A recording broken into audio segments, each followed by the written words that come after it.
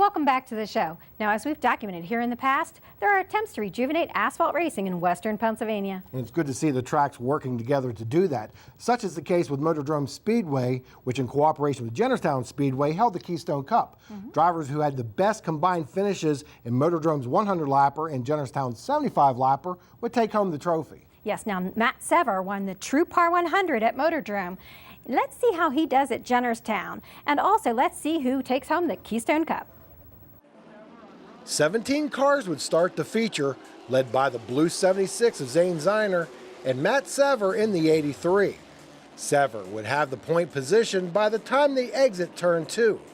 Barry Audi in the black 75 takes a peek to the inside of Ziner, but falls back into line. John Komarinsky works to the inside of the white number 5 of Rick Boyer to take possession of 4th place. Behind them, Mark Catone races the red number 11 of Bob Weber for the 6th spot. Audi would waste no time in moving past Ziner and pressuring Sever for the lead.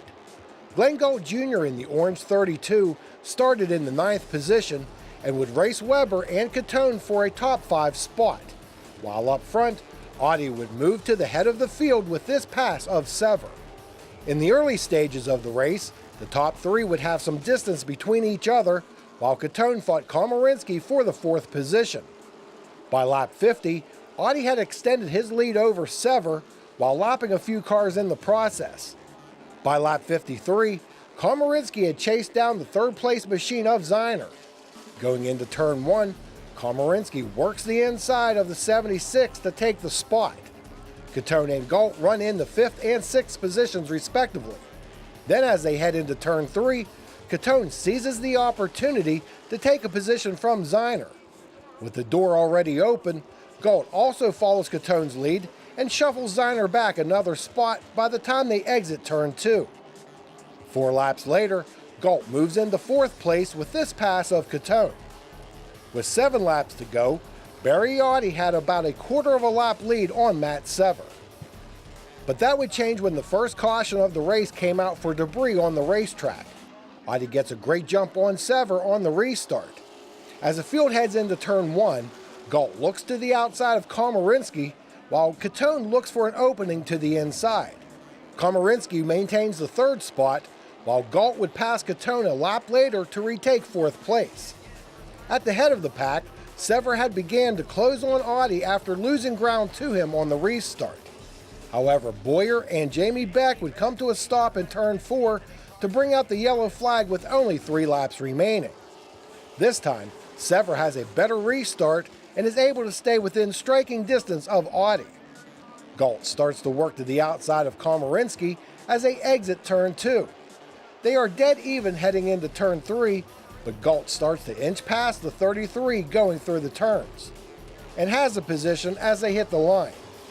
Over the last 2 laps, Barry Audi would slightly pull away from Matt Sever to pick up the victory in the 75-lap event. Well, congratulations on your win, Barry. Now, were you surprised that you won considering all the awesome talent that was in this race tonight? Yeah, there's a lot of good guys here, but that was their first time here where I've been here all year long, so I kind of had an advantage.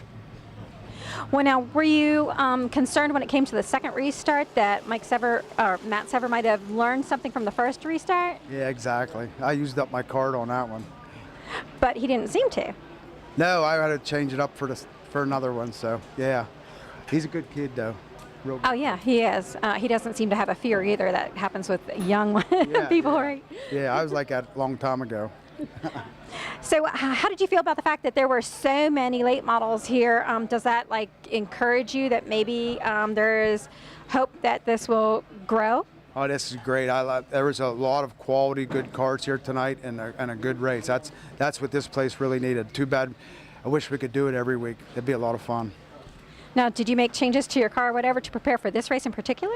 No, not really. Nope. Same as every week.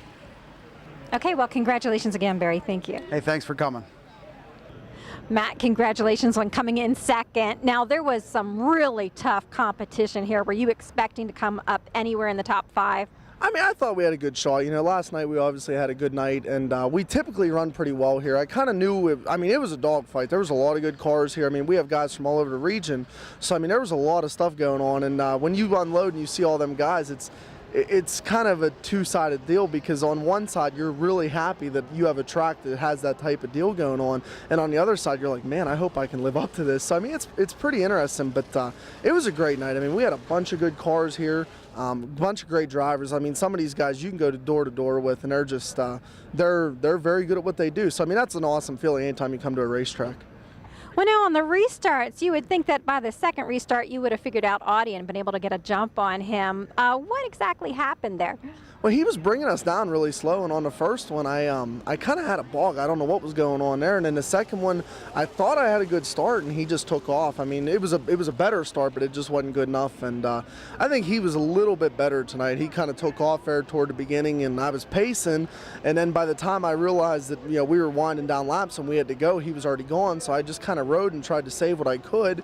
And on the first restart, we got a bad start, and then we had a car that I thought was capable of coming back up to him. And I mean, overall, it was a great night. We just didn't have quite what we needed for the 75. Well, now you're the winner of the Keystone Cup, and the reason being is because you won at Motordrome and now second place here. And even though they forgot the trophy, congratulations on that. Do you like the format of this race? Oh, I do. I think it's a great deal. I mean, obviously, it's kind of nice to tie the tracks together for one, so you do have cars run both, which is a good thing.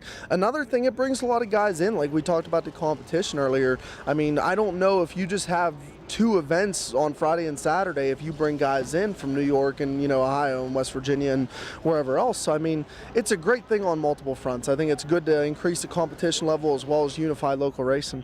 Mm-hmm. So do you feel that this gives you some hope and others some hope that the tracks will start to work together better? I think so. I mean, it seems like so far everything's been pretty smooth. I mean, naturally we had two new owners, so everything, was kind of sorting its way out, but things have really come together well. I mean, we got two good tracks right now, I feel, which is good. I mean, as long as I've been, late model racing, especially even down to street stock and four-cylinder, we weren't really sure what we were looking for year in and year out. And it seems like this is the first time since I've been around, because I've been around that long, that we really have two good tracks to go race at, which is a good thing. So I mean, hopefully they keep doing stuff like this. Like I'm saying, it's awesome to bring guys in. It definitely helps pretty much all the way around, I think. Mm-hmm. Yes, it does, and congratulations on your great win. Thank you very much. So does Barry Audie taking home the checkers in the 75 lapper. Sever, Galt, Komarinsky, and Ziner round out the top 5. AJ Puljak, who is undefeated in street stock competition at Motordrome, is now 3 for 3 with his victory in the modifieds. Dink Colarusso led flag to flag in the street stocks to break a tie with Adam Kostelnik for all-time wins in the division at Jennerstown. And Cindy Rhodes led the first 12 laps of the 20-lap hobby stock feature, but could not hold off Kyle Komarinsky, who won for the second time this season. While it is certainly encouraging to see the increase in the late model car counts, and actually there were a handful of teams that they thought would be there which didn't show. Mm-hmm. Now there would have been 18 late models that started. However, Travis Fisher, who won just 3 weeks ago at Jennerstown, well, his engine blew right before the main event. Now up next, we will have the last segment of my 3-part series from the auto history display at a Pittsburgh museum. Don't you wish you could just escape sometimes? Now, get away with the Seagram's Escape Spa Day Getaway. One lucky winner and a guest will get the ultimate spa treatment from the spa at Ken Lee and Belfont. Just be 21 or older and register at these Seagram's Escapes retailers: Jack's Six Pack, State College; Denny's Beer Barrel Pub, Clearfield; Big Valley Beverage, Reedsville; Strickler's Beer and Ice, Huntington; and Boulevard Takeout, Lewistown. Color your summer with the Seagram's Escape Spa Day Getaway.